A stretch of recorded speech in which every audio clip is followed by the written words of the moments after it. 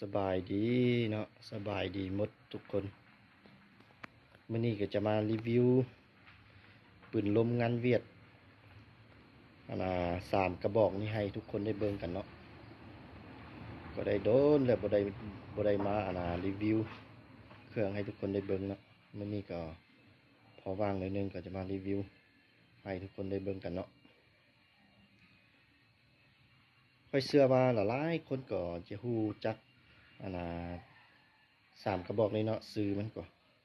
ฮู้ส่วนหลายก็จะฮู้หมดละแต่ว่าก็จะมารีวิว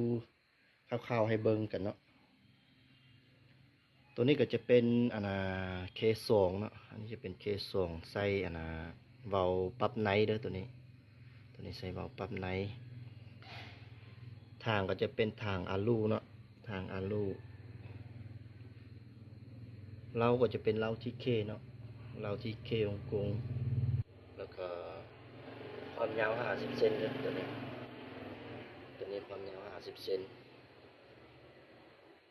สุดจริงเป็นเคส2นะ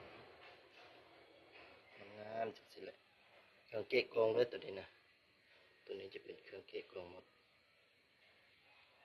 แล้วก็ตัวที่2อันนี้จะเป็นปลั๊กติโก้เนาะนี่เป็นปลั๊กติโก้เลยใส่กล้อง Discovery เนาะ3-12x42 เนาะเราก็จะเป็นเราที่เคคือกันเราก็จะเป็นเราที่เคฮ่องกงยาว50 เซนคือกันหมดทางก็จะเป็นทางอะลูเนาะทางอะลูคือกันขนาดจะเป็น 0.42 เด้อรุ่นนี้นะบอกที่3อันนี้ก็คือตักปิโก้คือกันเนาะแต่ว่าเป็นทางคาร์บอนเด้อตัวนี้